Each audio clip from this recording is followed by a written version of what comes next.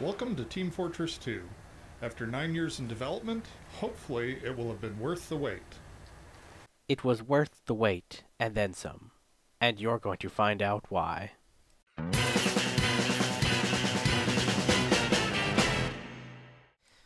Team Fortress 2 was released on October 9th, 2007 as a stylized sequel to Team Fortress Classic, released in 1999, which was a remake of a Quake mod released in 1996, simply titled Team Fortress. It was released separately, or it could be purchased in a bundle called the Orange Box, which came with Half-Life 2, Half-Life 2, Episode 1, and Episode 2, along with a new game simply titled Portal. I had first heard of this game either E3 of '06 or '07, and people were comparing it to the recent released Incredibles due to the art style, and were amazed just on how different it looked from most games at the time. I was mildly interested, but since I did not have Xbox Live at the time, it really wasn't on my radar. But since the Orange Box was being released for the 360, which contained the 2 episodes for Half-Life, I knew I had to get it.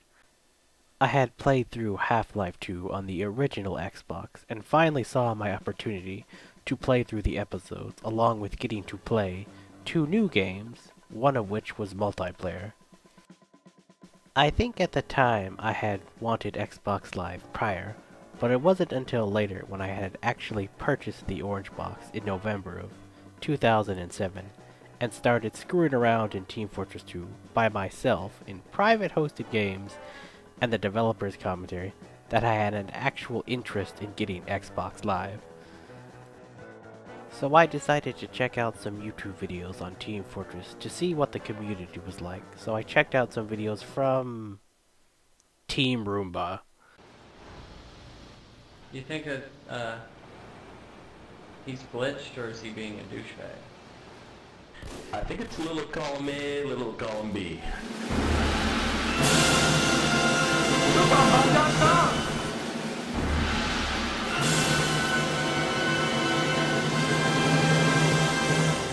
Yep, Just don't look, okay? griefing videos is what convinced me that I wanted to play games online.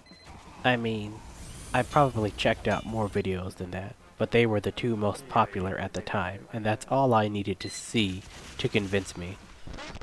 And honestly, those videos are fantastic and hilarious, still to this day, and I'm forever grateful that they were made for so many reasons. So before Christmas I asked my mom for Xbox Live, and got it. Then I immediately got on to Team Fortress 2 over a weekend, and spent the entire weekend playing it, so much so that I dreamed about it every night when I went to sleep. It blew me away.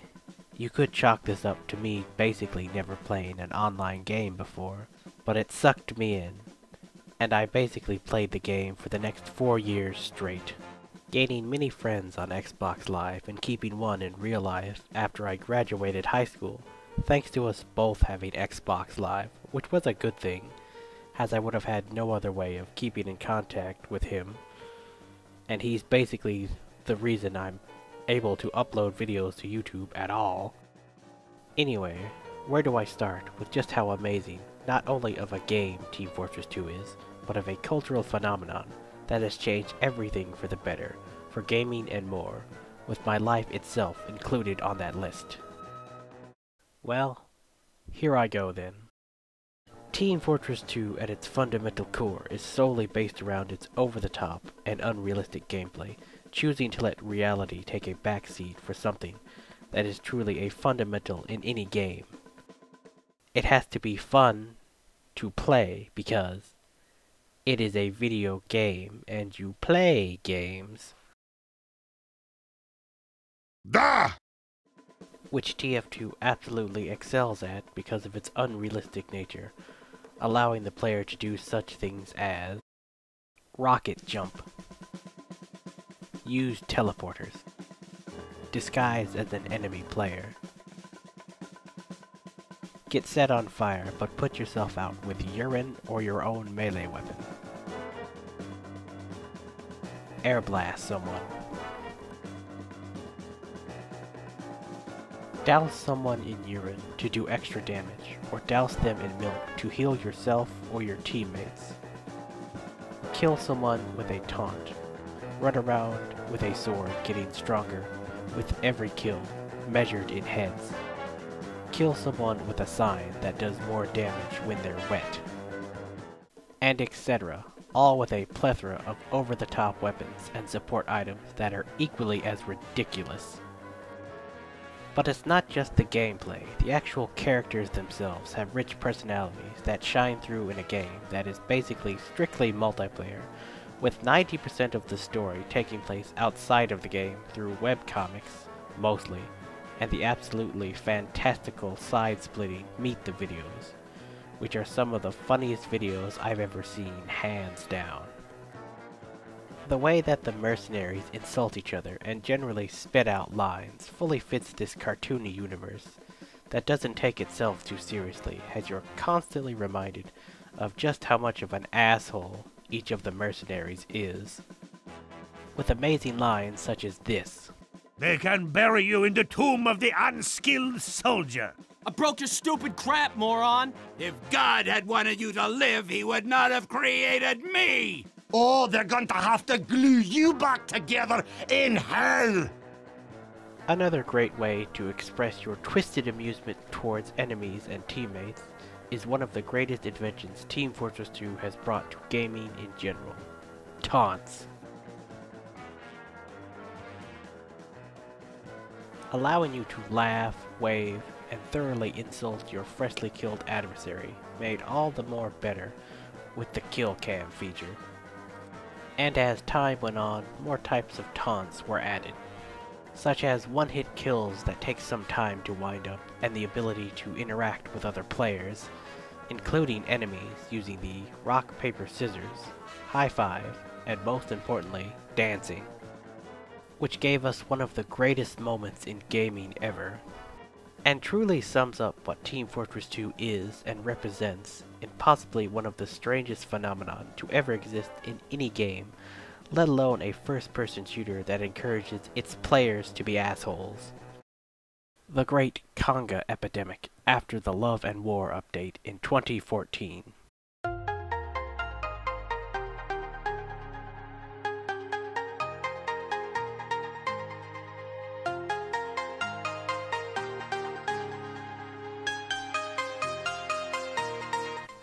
Just imagine, every server you join, friend and foe, blue and red, all dancing together, and with a simple press of your taunt button, you could join in just by standing near someone dancing, without having to have the taunt yourself.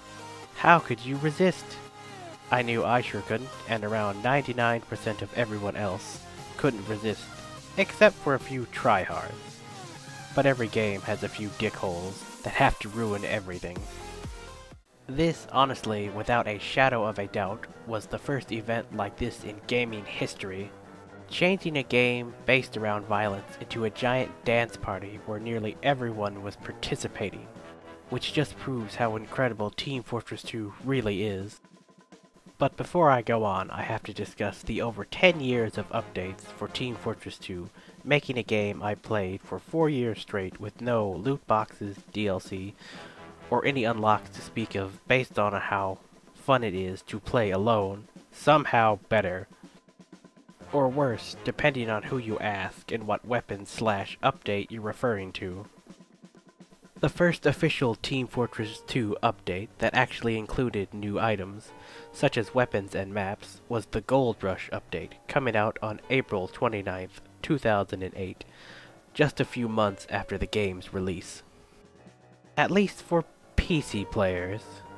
From what I gather, there was an issue with the way that the console versions were ported, not allowing them to be updated with new content, which meant I basically had to wait until 2012 when I actually got a new and good enough PC to run the PC version before I could actually enjoy any of the juicy updates. Anyway, this was the first of many updates, which still continues nearly a decade later, with this particular update adding a new map and gameplay mode, which I'm pretty sure is unique to Team Fortress, or at least it was at the time, and most importantly, new weapons. At least for the medic at the time being, with new weapons for the rest of the classes that would be added in future updates.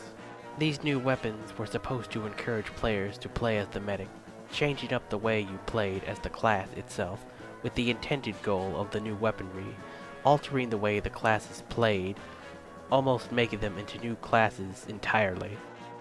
At least that was the original intention and claim by Valve, but it pretty quickly devolved into mostly just slightly altering the way the classes played, with the exception being the Huntsman Sniper and Demoman Demo Knight playstyle. But that was perfectly fine, as the new weapons were all fantastic and just as fun as the stock weapons, with some newer items getting even more ridiculous as the updates went on. As the updates kept coming, adding more and more content, along with new game modes and even more weapons, along with special seasonal events such as Smithmas and my personal favorite, Scream Fortress, which has some of the best versions of some of the greatest things Team Fortress has ever added, cosmetics. That's right, in a game where you spend 90% of your time in first person unless changing your loadout weapons or taunting, one of the best features is the cosmetics, with truly some of the greatest innovative and unique wearable items and combinations of said items in gaming or fictional history, especially the Halloween items. This is made all the more better by the fact that there's an ability to add items, weapons, maps in-game through a voting system on Steam, allowing anyone to contribute content, which alongside Valve's official updates has added much more content and could in theory keep the game going for much longer, being kept alive by the fans. And did I mention it went free to play in 2011? But putting all of this aside, all of the new content, the weapons, the maps, the taunts, cosmetics, gameplay modes, and the rest of the extra features are ultimately supported by a game that absolutely excels at the one thing that matters the most in any game, the experience. An experience that has lasted over 10 years and has transcended the game itself, allowing it to become a pop culture phenomenon, thanks to not just TF2, but other projects of passion, such as Source Filmmaker and Gary's Mod, along with an absolutely amazing community that has stuck around for a decade, showing just how good the game is, or just how dedicated the fans are, or both. And that's ultimately what TF2 is, one of the greatest projects of passion out there. Valve set out on a mission to make the game as enjoyable as possible, putting everything aside, including reality, ignoring trends at the time to break the mold in a way that has not been seen since, or will be seen for a long time. Team Fortress 2, hands down, is a masterpiece that in its gaming tenure has seen the rise and fall of so many others, still standing strong because of what TF2 is at its roots. An absolute blast to play, and it's not going anywhere anytime soon. But before I end this video, I feel as though we need to discuss the future for Team Fortress 2 and the Team Fortress franchise as a whole, or at least what I would like to see in the future. First off, yes, I would like to see a Team Fortress 3 sometime in the future. Team Fortress 2 has had a very long run, coming up on 11 years now, and will no doubt last much longer, but there's only so much you can do with an aging game without screwing up its core mechanics, alienating the fanbase that has been with you for literally a decade. Games have changed so much in the last 10 years, for better or for worse. And now, since Valve has stopped basically being a game developer like 8 years ago and just distributes games now along with supporting updates to multiplayer games, with microtransactions such as League of Legends and TF2, another multiplayer game containing purchasable items with real-world money based off one of their most popular games to date, sounds right up their alley. I mean, they've kept Team Fortress 2 updated for this long with a rather large, very recent update released a few days after the 10th year anniversary. And with the new Source Engine 2 being worked on, this seems like the perfect way of showcasing its potential, although hopefully still with the cartoony style, along with taking the 10 years of knowledge they've learned from Team Fortress 2 and doing what they've always wanted to do from the beginning with the classes. The thing they wanted to do from the start and promised, where the weapons changed what the classes did, making new classes or subclasses. They could also have cosmetics and taunts from day one, along with, of course, the crates and purchasable items. You know they have to be in there. And maybe it could be free to play from launch, and maybe the console versions could be updatable this time. Just imagine what the original Team Fortress 2 team could do now, especially with the new and improved Source Engine. They could possibly surpass Team Fortress 2 in quality and make another mind-blowing classic. And maybe they're already working on it, because the actual Team Fortress 2 storyline in the comics is coming to an end with only one issue left, and why else would they be working on a new game engine if they're not going to make new games? Maybe Team Fortress 3 will come out, or maybe we'll have to wait another 9 years of development. But I'm sure it'll be worth the wait. But enough pondering the future, it's time to get back to the task at hand. Team Fortress 2 truly means so much to me, which is why I made this video, as a thanks to the game and its developers for all of the memories, good times, and over 10 years of joy, helping me get through hardships. It's been a rough 10 years, and making me want to get Xbox Live, which thanks to TF2 allowed me to keep in contact with my best friend from high school, and helping me to make various new friends along the way, which is the reason I'm actually able to make this video in the first place. I may not play the game every day or every week for that matter, but I always find myself needing to come back to it, and playing for hours, losing track of time, having a blast doing whatever, whether it be congaing in the sewers of Twofort, running around killing people in increasingly ridiculous ways, or any number of entertaining activities. So all that's left to say is, thank you, Team Fortress 2. And Team Fortress 2 forever.